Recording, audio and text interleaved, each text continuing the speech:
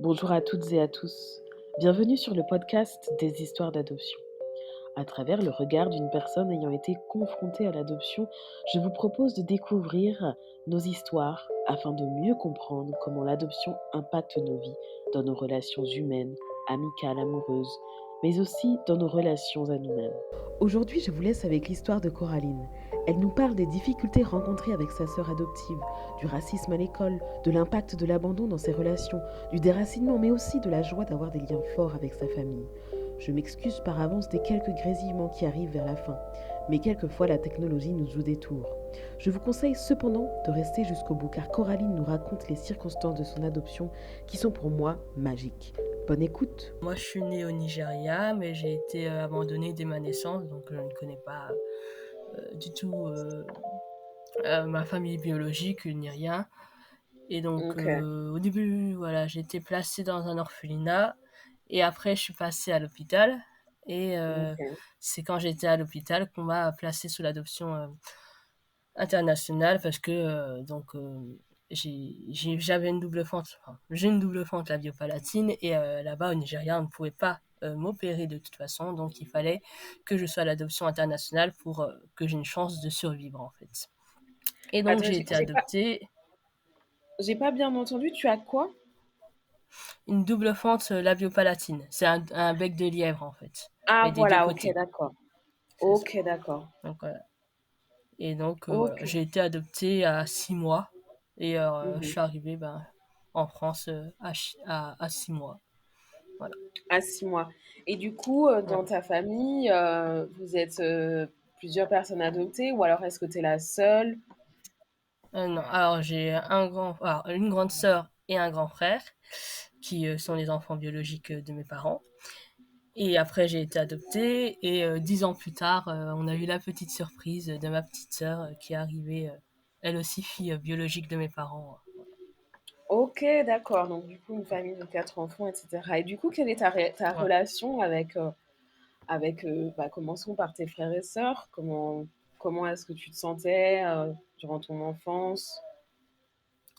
Alors, on va dire avec mon frère parce que c'est le plus simple. On s'est toujours bien entendu. On jouait beaucoup ensemble. Et puis pour moi, mon frère, c'était un dieu. Voilà. Enfin, il avait. Ok, vous avez On combien jouait, de temps d'âge de différence? Combien d'années? 3 ans, mais oui, 3 ans. Ouais, Mais ok. oui, oui, voilà. Et ouais, du coup, ça a toujours été assez simple. On s'est toujours très bien entendu. Et maintenant encore. Bah, encore plus puisqu'on est grand et on arrive à parler de Mhm. choses de grands, voilà. Ouais, Ouais. ouais. Donc j'ai jamais eu de soucis avec mon frère. Par contre, avec ma grande sœur, ça a été très compliqué puisque elle ne m'acceptait pas D'accord. pendant très longtemps. Bah, en fait, jusqu'à jusqu'en 2014. Donc voilà, c'était très compliqué. Alors moi, je l'aimais beaucoup, mais elle ne m'aimait pas. Donc voilà. Ok. Et après, en 2014, on a pu discuter un petit peu, et en fait, elle est partie faire un tour du monde pendant 2 ans. Donc on s'est pas Mhm. vu pendant 2 ans. Et depuis, bah, notre relation est très très proche. D'accord. Alors, en fait, à chaque fois que j'étais en vacances, j'allais passer une semaine chez elle et tout ça. Et donc, on essaie Mhm. de, de se parler beaucoup. Enfin, Ok, ok. Et par rapport à tes parents, tu définirais ta relation avec tes parents de quelle manière? très bien. Moi, j'ai jamais eu de soucis. C'est vrai que, enfin, pour moi, ça a toujours paru naturel que c'est mes parents. Il n'y a pas de. C'est pas autrement, en fait. Je n'ai Ouais, connu que eux. Et puis, enfin, voilà, ils m'ont très, très bien élevé. Ça, j'en suis très reconnaissante. Ouais, ils m'ont inculqué beaucoup de valeurs, et puis il n'y a jamais eu de. Enfin, on m'a toujours expliqué, de toute façon, c'est compliqué hein, de mentir sur ce fait-là, de dire, parce que moi je suis noire et mes ouais. parents sont blancs, donc voilà, Mhm, depuis le mhm. début, je sais que je suis adoptée, hein, donc voilà. Ouais, Notre ouais. relation est plutôt bonne, ouais, ça a toujours été comme ça, je pense. Et puis, Ouais, enfin, ouais, ça d'accord. s'explique aussi parce que, par exemple, mes frères et sœurs, mon grand frère et ma grande sœur sont plus indépendants. C'était des personnes qui n'envoyaient jamais de cartes en colonie de vacances. Moi, j'ai toujours essayé de OK. garder ce lien très fort avec mes parents. Alors, je sais pourquoi, c'est tout psychologique justement, avec la peur de l'abandon, tout ça, c'est de garder les Mmh. liens forts pour ne pas se faire rejeter. Wow. Et, voilà, mais donc voilà, voilà. OK, OK. Et sinon, comment toi tu te sentais en tant que, bah, que personne adoptée dans tes classes, à l'école, puis après au collège, ou dans les activités? Est-ce que tu t'es sentie mal? Est-ce qu'il y a eu des moments où tu étais pas bien, ou des moments de gêne, des moments d'incompréhension? Ou est-ce que ça a été quelque chose de plutôt assez fluide? Bah, en fait, j'ai toujours dit que moi, mon plus gros souci à l'école, de ma scolarité, c'est d'être noir. Et ça a pris le pas sur tout, même sur le fait bah, voilà, de ma malformation qui est quand Ah même oui. assez apparente, ou le fait d'avoir été adoptée, puisque le souci, ça a toujours été que j'étais la seule noire dans l'école, dans ma classe, parce Mmh. que bah, j'étais dans des petits villages et tout ça. Donc voilà, il n'y a pas eu trop de soucis sur le fait d'être adoptée. C'était vraiment juste parce que j'étais différente, j'avais une couleur de peau OK, différente et OK. Et c'était voilà, comment tes c'était ça parents le gros y souci. ouais. Et comment tes parents y réagissaient? Enfin, j'imagine que tu leur as parlé des peut-être des moqueries que tu as pu avoir par rapport à ta couleur de peau, ou des méchancetés, voilà, comme les enfants savent le faire, et même les plus grands. Mais, est-ce que tu as réussi à en parler, ou est-ce que c'est quelque chose que tu as gardé pour toi? Et comment est-ce qu'ils ont réagi? Alors justement, moi j'en ai jamais parlé, je sais pas pourquoi, enfin j'ai pas encore expliqué le pourquoi, mais c'est vrai que c'est une chose dont je ne parle jamais. Et voilà.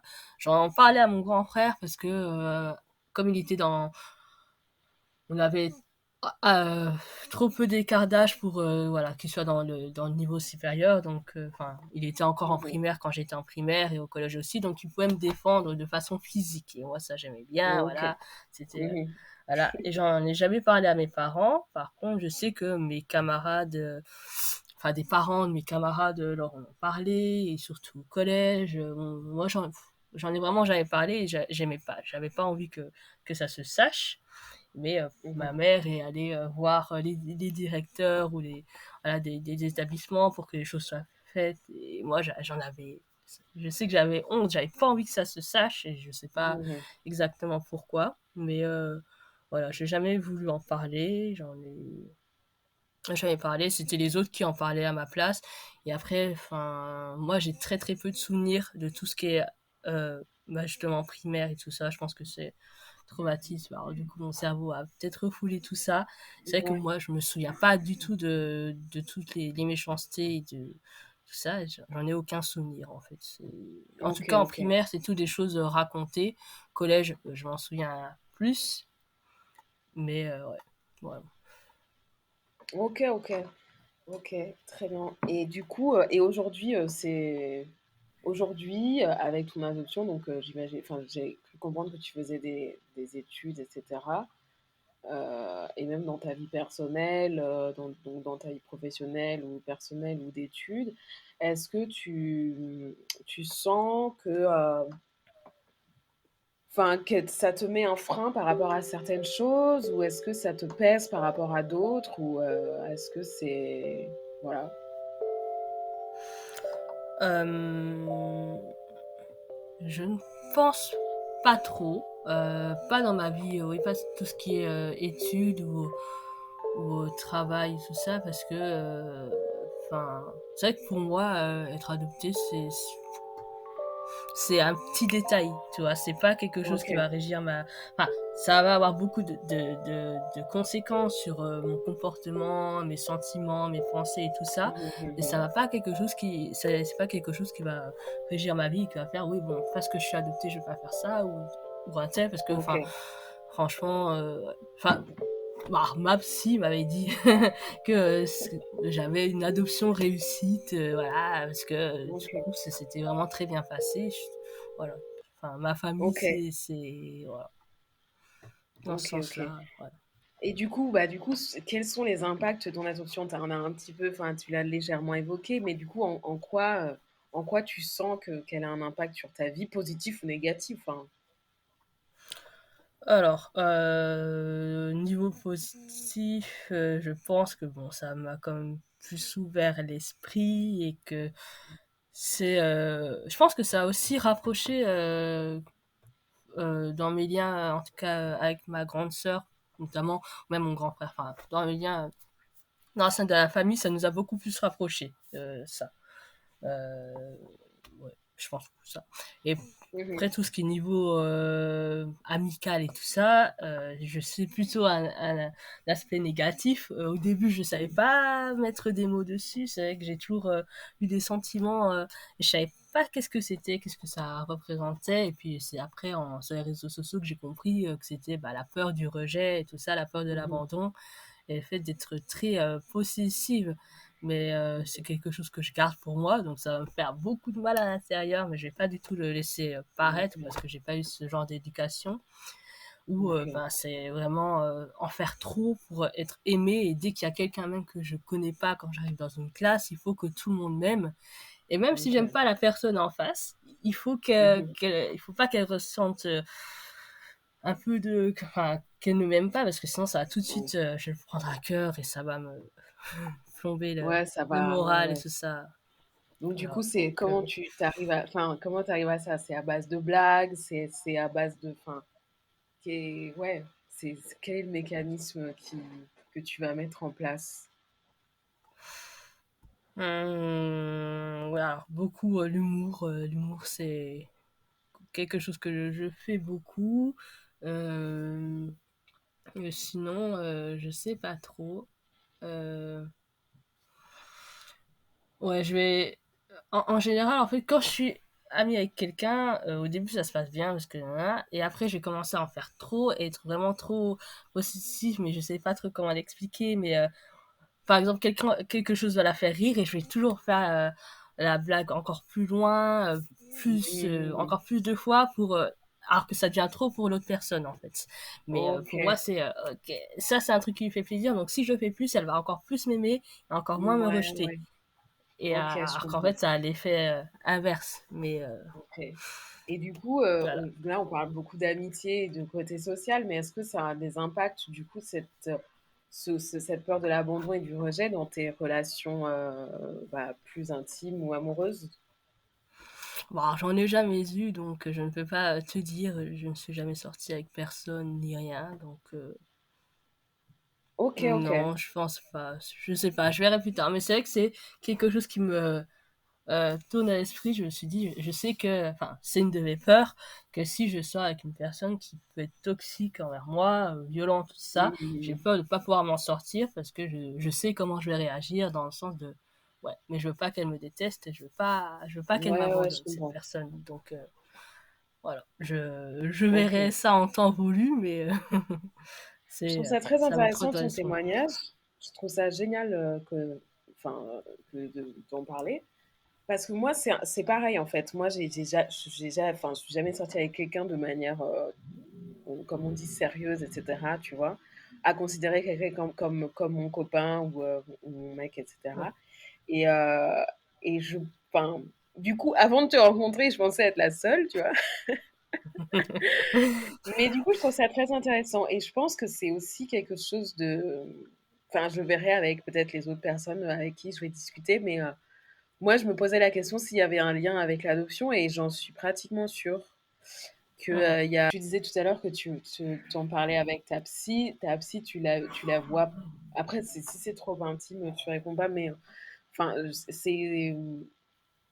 avec elle, tu parles d'adoption ou alors c'est, comme tu dis, quelque chose qui est vraiment accessoire ou c'est vraiment pas, voilà, c'est pas un sujet, quoi. Bah alors, en fait, je l'en ai parlé, mais c'était quand j'étais pour mes études, quand je faisais ma licence. Donc j'ai terminé ma licence et donc je suis partie dans une autre ville. Et c'était que pour même une demi-année parce que c'était temps Covid et tout ça, donc c'était compliqué, Ah il y avait ouais. plein de monde et tout ça. Mais c'est juste pour, je crois que je suis allée la voir juste comme ça. Je me suis dit que j'en avais besoin, il y avait des choses dont je voulais parler avec elle. Mhm. Et mais ça c'est, moi j'en ai un mauvais souvenir, je trouve que ça s'est pas très bien passé puisque Ah ok. j'avais plein de choses à dire. Et en fait, au début, je lui ai parlé de mon adoption et elle est partie que, ok, c'est une adoption réussie. Et à chaque fois que je parlais d'un autre sujet, elle disait: «Oui, mais vous avez eu une adoption réussie, donc Ah ouais. et alors que Ouais, c'était pas d'accord. le sujet et tout ça et elle ramenait tout à ça et moi Mmh. ça me saoulait un peu donc et je trouvais que même si c'était réussi, ça n'empêche pas qu'il y ait des moments où des fois ça impacte ma vie et d'une façon négative et tout ça. Mais Ouais, ouais, ouais. elle était Ouais, su voilà, elle avait dit ça donc pour elle, tout était, c'était la réponse à tout. Donc ça OK, voilà. d'accord. Oui, mais parce que c'est vrai qu'il y a un peu cette, alors je pense que ça change, les mentalités changent aujourd'hui, mais c'est vrai que moi je l'ai un peu ressenti dans mon enfance et même quelquefois quand je parle avec des gens, où il y a ce truc-là de, parce que tu as été adopté, même si ton adoption elle est pas réussie ou réussie, il y a un peu ce truc de genre, tu as eu de la chance, donc tu peux pas te plaindre Mmh, de ça, voilà. mmh. Et donc du coup, c'est très et encore plus, enfin si elle, elle avait décidé que c'était une adoption réussie, je pense que tu avais même pas de problème quoi pour elle, quoi. Voilà. Donc du coup, Ouais. mais ça justement, c'est important d'en parler. Et du coup, aujourd'hui, tu as décidé de ne plus revoir de psy, ça t'a vacciné. Voilà, non, je sais pas, je me dis peut-être, mais après j'en ressens pas le besoin en tout cas Ouais, maintenant, ouais. tout de Oui, suite voilà, c'est ça. et en fait, voilà, j'ai pas fini mes études et je vais encore repartir et voilà, j'attends d'être posée en tout cas avant de faire plusieurs projets et tout ça. Peut-être que j'en reverrai une Ouais, quand je serai installée avec mon appartement vraiment comme ça, donc je sais pas. Après, ouais, en fait, c'est parce que aussi, pendant toute mon adolescence, ça allait vraiment pas. Et puis, d'un coup, ça allait mieux. Et bah voilà, c'était surtout pour ça, je dis, bah ça va mieux, mais j'ai peur que ça ah, redevienne pas de bien en fait rechuter. Et après. pourquoi ton Et adolescence, voilà. ça n'allait pas? Non, Et je du coup, pensais, ouais, c'est enfin, tout ce qui était harcèlement, tout ça, ça m'a, ah ouais, OK. surtout à la collège et tout ça. Et ouais, ça m'a, ouais, mentalement, j'étais plus bien, quoi. Oui, oui, oui, Et voilà. oui. OK, Mais OK. du coup, donc, et au final, OK, j'ai OK. pas Non, non. rechuté depuis, donc voilà, Ouais, voilà. Super, bah, c'est bien, super.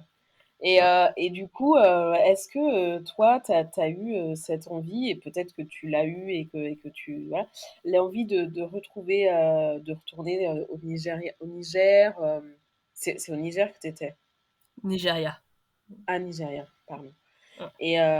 Et donc, du coup, oui, est-ce que tu as eu envie de retourner au Nigeria? Est-ce que tu as voulu retrouver des membres de ta famille? Est-ce que ou alors c'est quelque chose que vraiment, genre, voilà quoi, enfin Alors pour le Nigeria, oui, c'est un projet, mais je ressens pas, par exemple, cette urgence d'y aller, enfin ce besoin d'y aller maintenant. Donc je me prends OK, mon temps pour préparer, je commence à économiser, voilà, je vais m'organiser des trucs et tout ça, mais je prends vraiment mon temps parce que j'ai pas cette urgence. OK. Après, j'étais allée, l'année de mes 18 ans, enfin le jour de mes 18 ans même, il y avait une délégation, enfin non, il y avait un rassemblement avec l'association qui a géré mon adoption et tout ça, et il y avait la Mmh. délégation du Nigeria qui venait et tout ça, et j'ai pu parler un petit peu avec eux et tout ça, et ils m'ont dit oui, d'y aller à Noël par exemple, et je voulais y aller le Noël de cette année-là, mais c'était tombé en plein Covid. Donc là, Ah c'était en ouais. plus le Covid où voilà, on pouvait plus rien faire. Donc voilà. Et je me dis, bah je sais pas, parce que oui, j'ai prévu d'y aller donc pour des vacances de Noël. Et du coup, voilà, ça se.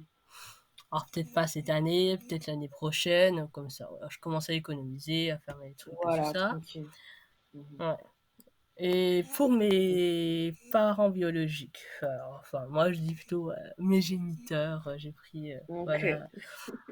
Au début, quand j'étais enfant, oui, j'avais vraiment envie de les retrouver parce que je m'imaginais plein de trucs. J'imaginais que donc, ma mère biologique s'était fait violer, par exemple, et qu'elle avait été obligée Mmh. de m'abandonner, ou que sa Mmh. famille l'avait obligée, ou tout ça, Mmh. plein de trucs comme ça.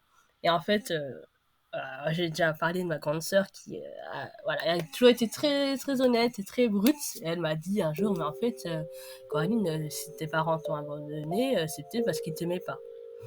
Et tout Mmh. simplement. Et du coup, bah, c'est vrai que ça m'a. retourné dans l'esprit et je me suis dit, bah, c'est vrai. Et après, j'ai appris des choses plus tard, hein, que en fait, j'étais retrouvée dans un terrain vague un lundi, mais en fait, j'étais déjà là depuis plusieurs jours, donc voilà, ça veut dire qu'ils m'ont abandonné un week-end dans un terrain vague, un endroit où les gens ne passent pas en général et tout ça, D'accord. et donc je me suis dit, bah c'est vrai que bon, et puis aussi on m'a dit qu'apparemment voilà au Nigeria, enfin tout ce qui était, en tout cas la fentanyl palatine, c'était une malédiction et tout ça, et donc Ah je me dis, bah, en oui, fait, OK. voilà, c'est peut-être tout simplement, bah, ils voulaient pas de moi et c'est comme ça, il faut pas non plus se faire des rêves et tout ça, et de toute façon même, enfin de façon très lucide, j'ai rien, hein, j'ai vraiment aucun indice de qui D'accord. ces personnes, je ne sais rien du tout, voilà. J'étais juste dans un terrain vague, il n'y avait pas de lettres, il y avait rien du tout, en fait. Donc ce serait quasiment impossible de les retrouver si je voulais les retrouver un jour. Donc voilà, de toute façon, OK, je sais. OK. Et donc, pardon. Donc ouais, Ouais, ouais, bah, j'ai pas envie de les retrouver. Par contre, mmh si j'avais des frères et sœurs, j'aimerais bien savoir. Voilà, si j'ai des frères et sœurs, ça m'intéresserait de les OK. rencontrer un jour, Mmh. mais pas du tout ce qui est géniteur, non. Ouais, d'accord. Ouais, ouais, bah, je comprends. Et du coup, tu t'es déjà laissé tenter par, je sais qu'aujourd'hui, c'est vachement la mode et tout, tu sais, des tests ADN, Hmm. mais c'est quelque chose auquel tu as pensé ou vraiment, tu laisseras faire, les choses? J'y ai pensé, mais c'est vrai que ça m'a traversé plusieurs fois l'esprit au cours de ces dernières années, mais ouais, peut-être que je le ferai un jour, mais Ouais, rien de trop pressant non plus, quoi. rien de trop pressant, ouais. Et du coup, Voilà. toi, est-ce que, tu as cette impression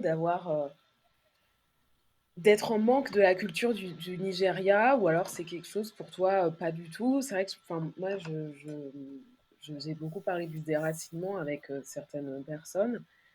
Est-ce que toi, c'est quelque chose que tu ressens ou alors, pas du tout? Pour toi, ta culture, c'est la culture française et tu bien comme ça et voilà quoi? Ah, je le ressens beaucoup sur plein de domaines différents. Un truc tout bête, hein, mais pourtant c'est un truc qui me perturbe beaucoup, c'est les cheveux. Mes parents OK. ne savent pas s'occuper des cheveux crépus.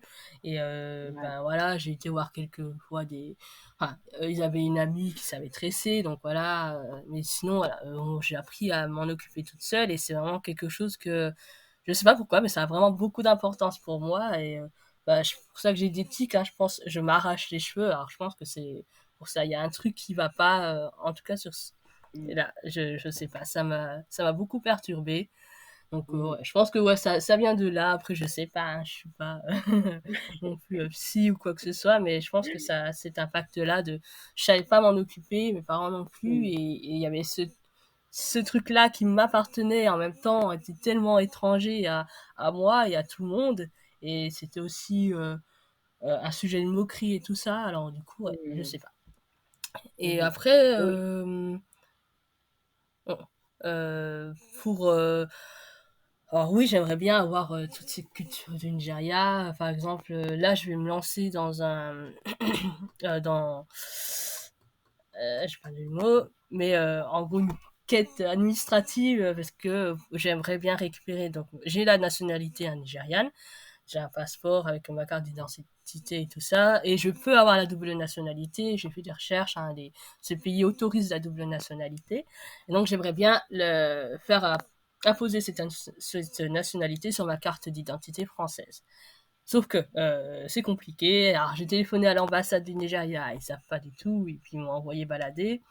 Et je suis allée donc à la mairie et comment on appelle ça, ah, un bâtiment qui s'occupe des papiers aussi, je sais plus comment ça s'appelle. Ça commence par OK. un R, il me semble. Mais voilà. C'est pas le rectorat, mais c'est autre chose. Et qui s'occupe aussi des La papiers préfecture peut-être? d'identité. Non? Comment oui, c'est ça. La préfecture, oui. Et en fait, ils savent pas. Ils savent dans un sens pour mettre la nationalité française sur une autre nationalité, mais pas mettre une nationalité étrangère sur la nationalité française. Donc voilà. Mais voilà, comme quoi j'ai envie. quand même qu'on sache que bah, je suis pas que française, et même si je connais pas cette culture du Nigeria, bah, ça fait partie de moi, même si je la connais pas non plus, j'en parle pas la langue, j'en connais pas grand chose, mais en fait, c'est quand même hyper important pour moi parce que bah, je suis pas née en France, en fait. Je suis née au Nigeria, et même si j'ai Ouais. été adoptée par une famille française, ben, je viens du Nigeria. Et je trouve que c'est important de pas l'oublier, en fait. Donc, ouais. Ouais, ouais. Et c'est vrai que il y a quelques années, enfin, 2-3 ans, hein, ma grande sœur, oui, je vais beaucoup en parler, parce que c'est avec elle où j'ai beaucoup de discussions assez profondes à ce OK. sujet-là, notamment. Elle avait dit sur un ton de blague, ah oui, toi t'es un Kinder, donc noir à l'extérieur et blanche à l'intérieur. Et moi, ça m'avait beaucoup blessé, mais j'en avais pas parlé. Mais après, elle était revenue vers moi quelques mois plus tard. Elle m'a dit, mais en fait, j'ai repensé et ça t'a peut-être blessé parce que toi, comment tu le ressens? Et je lui ai expliqué Mmh. que effectivement, moi, c'est un manque. J'aimerais avoir cette culture du Nigeria, surtout que c'est quelque chose que on va me rappeler tout le temps quand je vais dire que je suis adoptée du Nigeria. Mmh. On dit ah bah tu sais parler anglais alors. Ben non, en fait, enfin j'ai été adoptée à 6 mois, Mmh. j'ai aucun souvenir de je sais parler Mmh. un anglais francophone quoi. Donc Mmh. c'est pas un Ouais, je anglais, comprends. voilà, j'ai pas non plus ouais, toute la culture et tout ça, donc c'est vrai que c'est un vrai manque pour moi, et même je me sentirais pas non plus légitime d'apprendre une des langues du Nigeria parce que même si j'en apprends une, enfin il y en a vraiment plein et je sais pas Mmh. laquelle me correspondrait vraiment, donc ce serait un vol, une appropriation culturelle. C'est en fait, même moi, j'ai peur de faire de l'appropriation culturelle sur des choses bah, par rapport à l'Afrique ou des choses de personnes noires, parce que Mmh. c'est vrai que j'ai cette culture française en fait. Et même si je suis noire, j'ai été élevée dans la culture française et j'ai pas cette culture du Nigeria. C'est un manque et du coup, j'ai peur. C'est peut-être un raisonnement bête, hein, mais j'ai peur de faire Non, non. moi-même de l'appropriation culturelle, puisque finalement, voilà, je suis pas, même si j'aimerais avoir plus de Nigeria en moi, je ne l'ai pas. Donc, Ouais, ouais, ouais, non, mais je comprends très bien. Je comprends très bien cette peur de pas être, ouais, enfin, je comprends donc non, non. Enfin, voilà, je ressens aussi ça, je vois très bien de quoi tu veux parler, d'être un peu un imposteur, ouais, c'est ça. dans son Mm, pays d'origine, parce qu'on n'a pas, mm, la culture, des fêtes mm, nationales ou des fêtes du pays, la culture de la nourriture, la culture, des mm, traditions, la culture de tout ça et donc du coup, ouais, ce côté d'un peu de ouais, d'imposture, mais ouais, mais après, oui, oui. Non, mais je comprends, je comprends. Mais voilà, moi, j'essaye de petit à petit d'apprendre des choses, de lire, voilà, et puis je mm. pense que ça se fera petit à petit, et puis voilà, ouais, au moment qu'il faudra, on rencontrera les gens qui nous permettront d'y comprendre un peu plus, d'en comprendre un peu plus, etc. Donc, Mm, faut aussi mm. faire confiance, quoi. Mais ouais, je comprends totalement. Et du coup, pour venir un petit peu, j'avais cette question-là en tête, mais je l'ai oubliée tout à l'heure. C'était, est-ce que tu en as parlé à tes parents du fait que tu voulais retourner au Nigeria, ou est-ce que c'est quelque chose que tu laisses en suspens et que tu leur diras plus tard, ou voilà? Ils le savent, j'en ai déjà parlé, et je leur ai aussi dit que je voulais y aller toute seule. Mhm. Eux, ils auraient bien aimé m'accompagner. Ils auraient bien retourné au Nigeria, en fait, parce qu'ils ont plus ou moins des bons souvenirs. Surtout mon père, il a des Ok. bons souvenirs, voilà. Mais c'est vrai que moi, je sens que c'est un truc que je vais faire toute seule, alors Mhm. j'aurais dit. Mais après, c'est vrai que je me dis, bon, y aller toute seule dans un pays que je connais pas, c'est peut-être pas très sécuritaire, peut-être qu'il faudrait que j'ai quelqu'un d'autre avec moi, à voir. Mais ouais. Mhm. Non, ils sont au courant, ouais, je leur ai dit, j'aurais dit. Ouais. Ouais, bah c'est super. Franchement, c'est super d'avoir ce soutien-là et cette possibilité d'en parler de manière ouverte et tout. Donc, ça permet quand même ouais, de se sentir bien. Donc, franchement, c'est trop cool.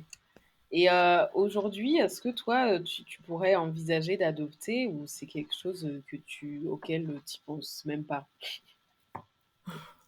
Bah, alors moi, j'ai toujours voulu adopter. Après, c'était peut-être pour... Enfin, c'était sûrement parce que j'y ai réfléchi. J'ai eu aussi un changement, hein, de vision là-dessus.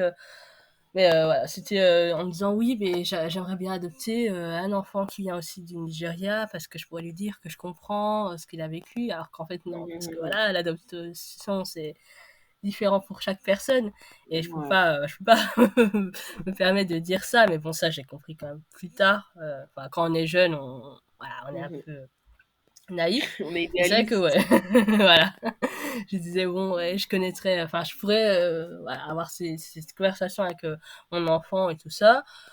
Maintenant, j'aimerais toujours adopter, mais c'est vrai, je sais pas si j'adopterai de façon internationale. Je me dis, j'aimerais beaucoup être famille d'accueil en France Mhm. donc accueillir des enfants, voilà, pour toute la nation, même si c'est du coup très différent, puisque là-bas, Ouais.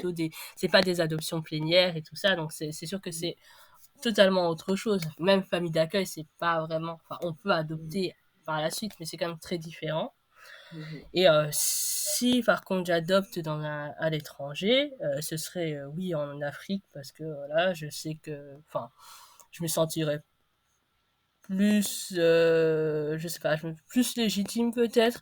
Et puis comme j'ai quand même dans le projet, hein, dans le futur, de retourner au Nigeria et d'en apprendre quand même plus et de me sentir quand même plus nigériane, ouais, ce serait sûrement au Nigeria que j'adopterais.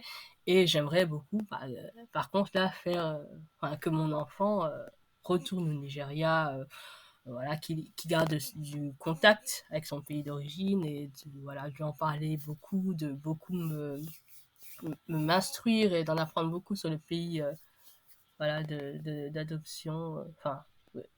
Donc, ouais, pour que l'enfance ne soit pas trop déracinée dans l'idéal. Mais bon, c'est après quelque chose de. Voilà. Ouais, ouais, je comprends. Je comprends. Non, mais c'est bien. Oui, c'est vrai que ce côté famille d'accueil, etc., c'est vrai que, enfin, même si ça n'a rien à voir, je comprends cette envie de, un peu de transmettre la possibilité qu'on t'a permis en accueillant quelqu'un, en pouvant offrir un toit et puis un soutien émotionnel, physique, mental. Enfin, voilà, donc ouais, je Hum. comprends très bien. Très, très bien.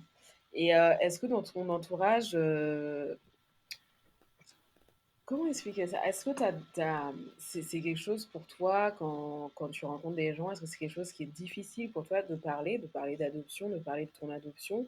Ou alors c'est un sujet avec lequel tu es hyper chill et ça te dérange pas? Ou alors, ouais, c'est... Alors, avant, j'en parlais pas. Ça venait dans la conversation, mais plus tard, ou je sais pas. Je pense que j'étais pas trop. Tout le monde le savait en général, parce que de toute façon, voilà, on voit mes parents, on voit moi, on le remarque tout de suite. Par contre, quand je suis arrivée dans ma ville d'études, c'était Poitiers, là, les gens connaissaient pas ma famille, par exemple. Donc, voilà. Et je sais pas, j'en parlais pas parce que ça me semblait naturel. Par exemple, j'ai fait une colonie de vacances avec une amie. Et après, on était dans la même fac. Et du coup, on a noué une amitié. Et un jour, je lui dis, ah bah regarde, c'est une photo de mon frère. Il avait posté un truc sur les réseaux sociaux et tout ça. Je trouvais ça drôle. Donc, je lui ai montré. Elle fait, ah, mais il est blanc.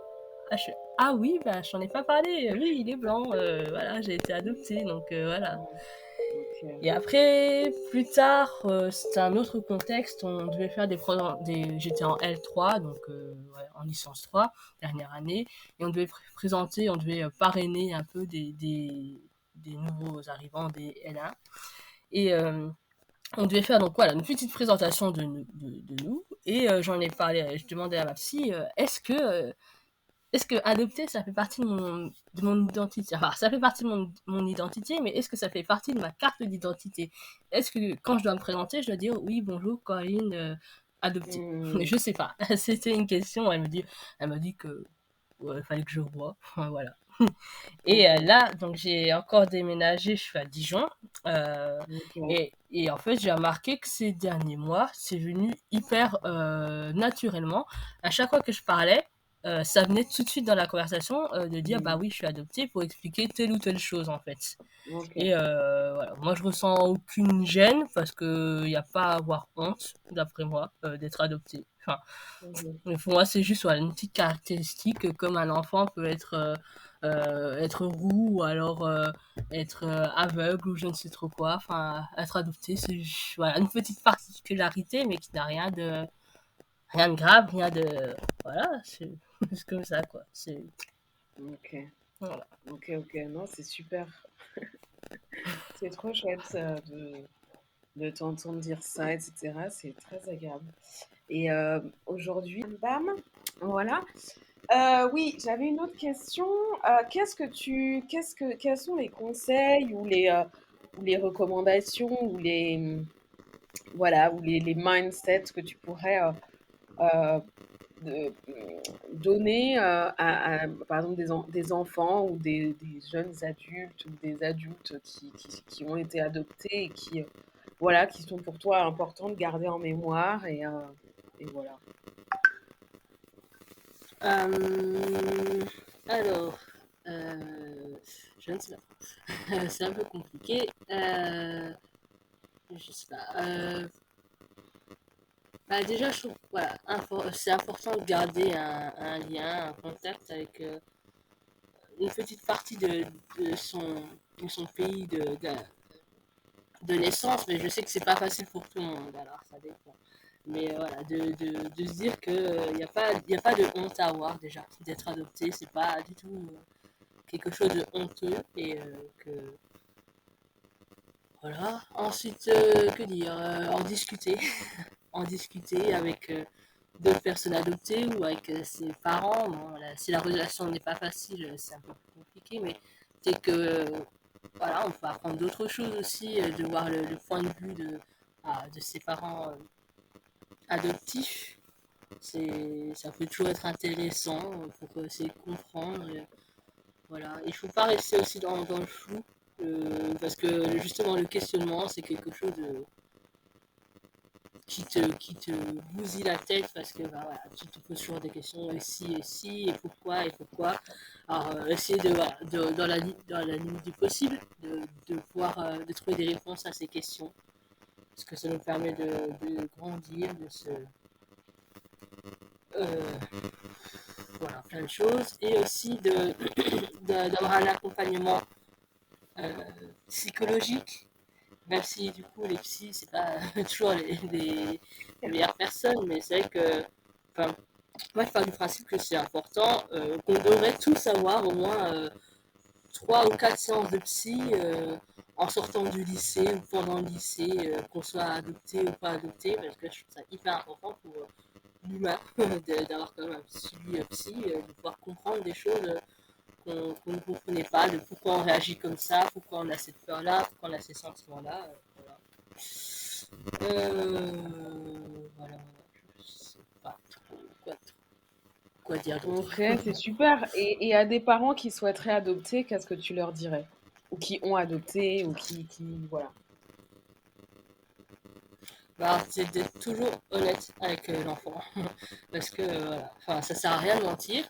Parce que si l'enfant découvre plus tard la vérité, tout ça, enfin, ça va faire que du mal. Voilà, c'est d'être le plus honnête possible et d'essayer de fournir le plus de documents, de tout à son enfant qui lui rappelle son pays de naissance. Euh, Moi, mes parents m'ont amené un djembé, plein de figurines, plein de petits trucs et c'est des choses que je garde précieusement. Ou Mmh. alors aussi si l'enfant a un prénom à la base, Mmh. de mettre sur la carte d'identité. Moi, mes prénoms, ils sont en deuxième et troisième prénom. Et je suis Mmh. tellement reconnaissante à mes Mmh. parents de les avoir gardés, mes prénoms. C'est waouh, je suis trop Ouais. contente qu'ils les aient pas effacés parce que bah, Mmh. l'enfant, il a quand même eu une histoire avant vous. Et Ouais, ouais. voilà, il faut pas du tout effacer, nier l'histoire de cet enfant. Parce que ça fait partie de lui Vraiment et à un d'accord. moment, voilà, ça questionnera. Voilà. Donc c'est hyper important, ça, je trouve ça Ouais, je suis très, très d'accord avec toi. hyper Je important. suis totalement d'accord avec ça.